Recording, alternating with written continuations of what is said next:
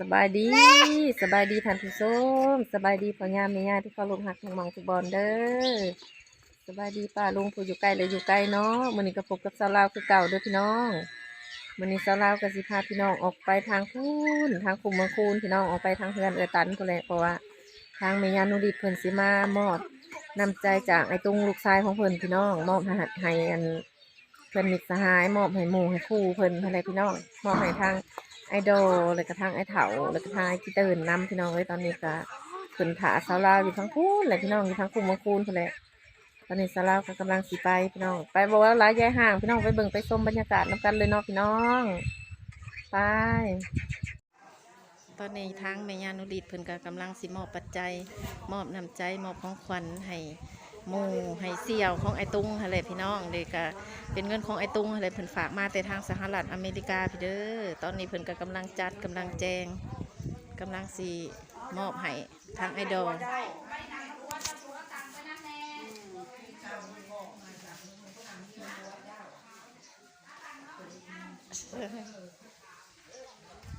ดีใจบ่ไอดอลไอดอลดีใจอยู่บ่สิได้เงินวันนี้ดีใจเลยเนาะเด็ได้หมดก็เรื่องเงินนี่ดังได้จ้ะคนนี่โชคดีอะไรรอเนาะอย่างมากก็ได้เงินใช่ไหมพี่น้ำมาหาน้ำไก่พี่โดยกล้องพี่จะหน่อยทออันนี้เด้อตุ้มเด้อลูกเด้ออันนาให้ทอดอเสียวเด้อทอดอเด้อนี่เด้ออันนาลาดกีบเด้อลาดกีบเด้อเดี๋ยวบอกอะไรลาดกีบเด้อมายามเด้อเสียวเด้อตุ้มฮอดเด้อฮอดแล้วอันนี้เบียร์เบิร์นแล้วก็เครื่องลูกได้หมดแล้วได้แล้ว1,000,000 กีบนี่เด้อลูกเด้อที่เศร้าในหม้อไผ่เท่าเตินแล้ว1,000,000 กีบกับไอ้เถาเด้อไอ้เถาก็ได้ไปแล้ว1,000,000 กีบได้หลายๆเด้อเท่าก็ได้แล้ว1,000,000แต่ยังแต่ประมาณอื่นร่ำรวยโอเคเอาอยู่ดีไม่แห้งสู้ที่ปีใหม่อันนี้เงินปีใหม่ได้เด้อเงินปีใหม่ปีใหม่สงกรานต์ปีใหม่ซัมซีเมาเนาะจบไปเป็นทีเรียบร้อยเลยขอบอกขอบใจหลายๆเด้อไอ้ตุ้มเด้อให้ไอ้ตุ้มอยู่ดีมีแหง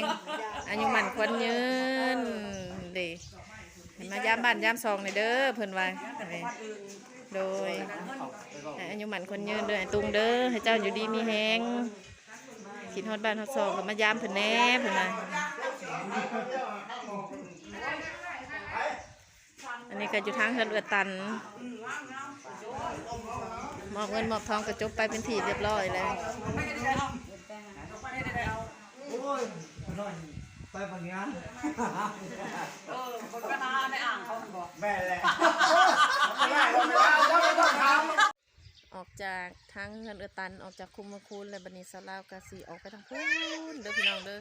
สลาวสิออกไปทางโรงเรียนเพื่อไปอะไรไปน้ำเมียเพิ่นอะไรพี่น้องเพิ่นสิไปมอบปัจจัยให้ทางหมู่ของไอตุงอะไรพี่น้องปัจจัยจากไอตุงนำใจจากไอตุงอะไรของขวัญปีใหม่ของขวัญปีใหม่สงกรานต์ใกล้สิมาฮอดนี่แหละพี่น้องเพิ่นสิเอาไปมอบอยู่ทางโรงเรียนวันนี้สลาวก็สิได้ออกไปทางนั้นเลยพี่น้องเอ้ยไปเบิ่งไปชมบรรยากาศนำกันเลยเนาะพี่น้องเนาะสลาวก็มาฮอดโรงเรียนปฐมสมบูรณ์เป็นทีเรียบร้อยแล้วพี่น้องปฐมสมบูรณ์บ้านสุขขึ้นใต้เป็นทีเรียบร้อยเลยตอนนี้กำลังสิเข้าไปข้างในเปิดประตูเขาไปเบิ่งบรรยากาศค่ะข้างในเลยเนาะพี่น้องเนาะไปเบิ่งบรรยากาศข้างในเลยไปเบิ่งไปชมนำกันทางน้องน้อยนักเรียนสุลมุนกันอยู่พี่น้องประตูตอนนี้กำลังกางเกียมเครื่องโดยกางเกียมเครื่องแล้วก็ปัจจัยสิมอบให้ไอ้ไก่พี่น้องนี่ให้เก็บให้ไก่กระดองดีไม่แห้งเด้อนี่มันพอทางพญาเลิศเพิ่นก็มอบเงินให้ไอ้ไก่จำนวน100,000พี่น้องเพื่อเป็นการบรรเทาขันเบื้องต้นนั่นแหละนี่ไก่ที่สาวลาวไปถ่ายคลิปเพิ่นมาเมื่อวานนี้พี่น้องในตอนนี้ก็มาพบมาพอกันกับแม่ย่าอยู่ทางโรงเรียนปฐมสมบูรณ์บ้านสะขึ้นใต้เด็กไอ้ไก่แล้วก็เป็นคนบ้านสะขึ้นใต้เขานี่แหละพี่น้องเพิ่นก็ย้ายออกไปอยู่ทงหน้าทางบ้านลำพันธ์ทุเรศดิ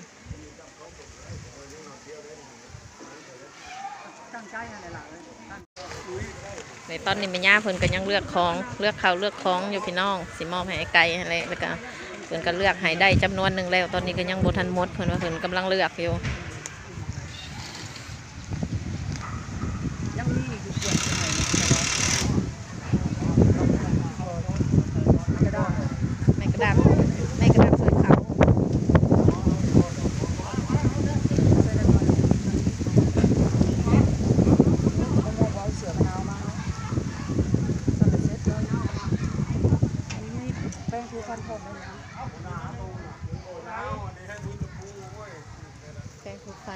ไปใส่ลงมัน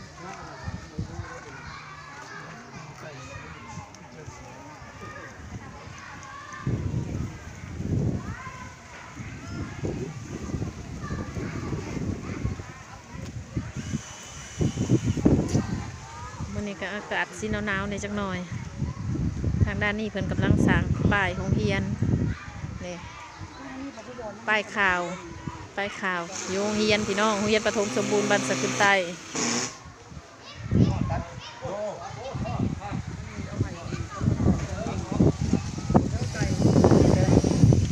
อันนี้ไม่ยากกับพ่อย่าได้ใส่คน300,000นี่อันตอนนี้แม่ย่าเพิ่นก็ได้มอบเงินจำนวน300,000ให้ไอ้ไก่ช่วยเหลือเบื้องต้นแล้วไปก่อนพี่น้อง สาธุสาธุเจ้าก็ตั้งโมตั้งใจด้วยล่ะเด้อเห็นยังก็ต้องได้มีสติเพราะว่าเฮาอยู่ในสภาพแบบนี้นี่แล้วนี่เราโบต้องร้อนใจนี่แต่ว่าเฮาเฮ็ดดีที่สุดนะตื่นมาเช้ามาเนี่ยเขาต้องได้เกิดเขาต้องได้เฮ็ดดี เขาดูมันขยันเขาก็มีกินมีใส่ไป มันแล้วก็แปลว่าเฮาบ่ตายกับบ่ตายหรอกเอ้ามีเสือตัวนึงเสือมาให้เรานี่เสือขนาวนี่นะ จำนวน300,000พี่น้องแล้วก็พอย่าเลิศเพิ่นก็ใหายไป100,000เมื่อกี้นี้ซอยเรือเบื้องต้นให้ไอ้ไก่นี่แล้วก็คนบ้านสะขึ้นใต้เฮานี่แหละพี่น้องแล้วไปอยู่พูนอยู่ทงนาทางบ้านน้องลำแคนี่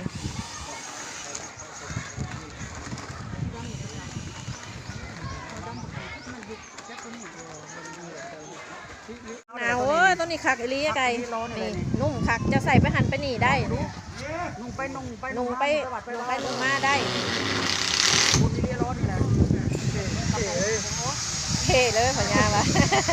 โอ้ยอุ่นคักตัวนี้ พักแล้วผมยังผมข้างในกับนี้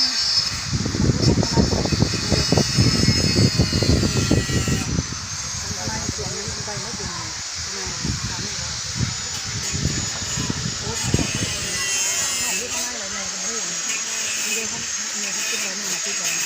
ใส่เงินใส่ยังก็ได้ตัวข้างใน ก็รับทุกอย่าง โดย ได้น้อยไปนั่นแหละบันโม โดย คนมันเจ้าบ่นั้นก็นั่งก็ได้บอกว่านั่งหลายเครื่องก็ต้องได้ร้านเขา แม่ย่าเพิ่นกำลังสิมอบ เงินปัจจุปัจจัยของไอ้ตุงนำใจของเพิ่นให้เสี่ยวมิตรสหายเพิ่นพี่น้องจากกันไปแต่หึงเลยเพิ่นว่าสิเลยบ่ได้พ่อหน้าพ่อตากันนี่ดิ ประมาณ1 ล้านกี่ นี่ไอ้กิเตินนี่ก็สิได้รับไป1 ล้านกีบน้ำใจของไอ้ตุงเพิ่นให้หมู่ให้ครูเพิ่นพี่น้อง นี่เด้อ1 ล้านกีบเด้อของกระตุ้มเด้อ โดย 1 ล้านกีบของอันให้เตินเด้อนี่เด้อ หายได้หับเลยเด้อของฝากไปจากใจนะผมมุกใจเด้อมันมาย่ำแน่พี่หน้าพี่ได้มาเด้อผมมุกใจเลยไร โด ต่อย ย ไปก่อนพอยังเขาก็ไปก่อนลูก เอากระยายืนก็ยืนรถได้ยืนได้ ได้แล้วผมมุก ขอบ ใจ ใจหลายๆเพิ่นว่านี่ จากใจ ไอ้กิเตินเด้อนี่เด้อเพิ่นรับไปเลยเด้อ1 ล้านกีบเด้อนี่น้ำใจของไอ้ตุงทางสหรัฐอเมริกาพี่น้องเพิ่นฝากมาให้หมู่ให้เซียวเพิ่นนั่นแหละนี่ได้ โอเคบัดนี้ เลย ขอบใจหลายๆเด้อ 1 ล้านกีบเด้อนี่เด้อ นี่มีแห้งให้หับไปเด้อจะหายเด้อ เฒ่าแล้วนี่เด้อ ไอ้เฒ่าเด้อนี่เด้อนี่ไอ้เฒ่าเด้อไอ้ตุงเด้อ ขอบใจหลาย ทั้งเงินทั้ง อยู่ดีมีแห้งจังลุงของถือได้แล้ว เพิ่นว่าให้มายาม มาย้ำเด้อจะหายเด้อพี่นาเด้อ ได้ว่าซั่น 2,006หรือมาได้ต้น2,006หรือมาเด้อจะหายเด้อเอาขอบมุกขอบใจหลาย โอเคเอาเลยได้รับแล้วบัด มอบข้าวของ ข้าวไก่ได้แล้ว ข้าว เนาะ ของให้น้ำเกิบ ก็ดีขอบใจผู้ที่สิใช้บุญพระเวทปี เจ้า นี้ ได้บ่แม่ครับบ่ ใส่พอดก็อีตุ้มปีนี่ แม่ก็น่ากี้คือกันเนาะน่ากี้คือกันโอเคเอาไม่ได้จะใส่ถุงเจ้าเครื่องเจ้านี่ใส่ ตัวใดตัวนี้บ่ ก็ได้ก็ได้ล่ะเท่านั้น เอาไก่เด้อจะหายเด้อ นี่ยังไรกันเชียนให้นั่งไก่นั่งอันเอาไปอันให้เจ้าตื่น ขันมีเพิ่มเติม มีมันยังมีอยู่มัน ครับสนหลายเอาไว้น้ สนโพด ำนางก็ได้มีแต่สี มีแต่ ขาว นั่งนี่แหละมีแต่ให้สนางนี่แหละอันตัวนี้นี่ก็ของอันตื่นนี่อันแม่เอาไปให้2 เถื่อแล้วเนาะ แม่น เถื่อนึงนั่งไก่เอาลงไปให้แล้วก็เถื่อนึงแม่เอาลงไปให้อัน ว่าเวียนเจ้านางก็ได้ตัวใดมันยังไงก็ดี ยังมีอยู่หรอกล่ะยังมีอยู่โอ้บิ๊กนี่ใส่บิ๊กเอาบิ๊กให้ไหนบิ๊กนี่ใส่บิ๊กในถุงสีแดงบังดูโม แวดนี่บ่แม่นบ่ ฮะบ่อันนี้เขากินเอาไปให้นักในคู่อันนี้แล้ว เจ้าทาเอาทีหลัง แจกรถจะเถื่อน มันมาเป็นคิวบ่ เพราะบ้านอื่นก็ยังบ่ทันมามีแต่ไอ้เฒ่ากับไอ้ขี้เตินมานี่ไอ้เฒ่ากับไอ้ขี้เตินนี่ได้รับไปแล้วน้ำจิตน้ำใจของไอ้ตุงพี่น้อง ตอนนี้ก็ยังมีข้าวมีคองอยู่เดี๋ยวเพิ่นกำลังแบ่งกำลังค้นหาสิมอบให้ทางไอ้เฒ่ากับไอ้ขี้เตินนำเด้ งามเลยตัวนี้ เอาแพงหรือเท่าไรนี่โอ้อันนั้นมันเป็นเสืออันนี้เนี่ยเขาเจ้าหมักหนงอันเดอร์อาร์เมอร์เนี่ยนะมันเป็นของราคาที่เอามาที่เป็นของที่เป็นนี่แบรนด์มันอะไร มาได้จะหายได้หายตุ้งมาได้บุญพระเวทได้ปีหน้าพี่ฮือ พี่ฮือเด้อ2027 เฝ้ามาเด้อบ่ทั้งนี้สิเฒ่าก่อนเลยเด้อว่าซั่น มาไว้ได้ จะ จะ หา หาย ยหน้าแล้วชอบจะหกแล้วพี่เข่าก่อน ไอ้ตุงเด้อนี่คือจะหับแล้วนี่เงิน1 ล้านกีบ ชายตุ้งเด้อนี่เด้อนี่ขอบใจนึง ให้มันให้เยิน กับลูกบ้องละบาดนี่ ขึ้นเด้อให้ร่ำให้รวยขึ้นกว่าเก่าเด้อให้เงินมา ไอ้เฒ่าพร้อมภรรยา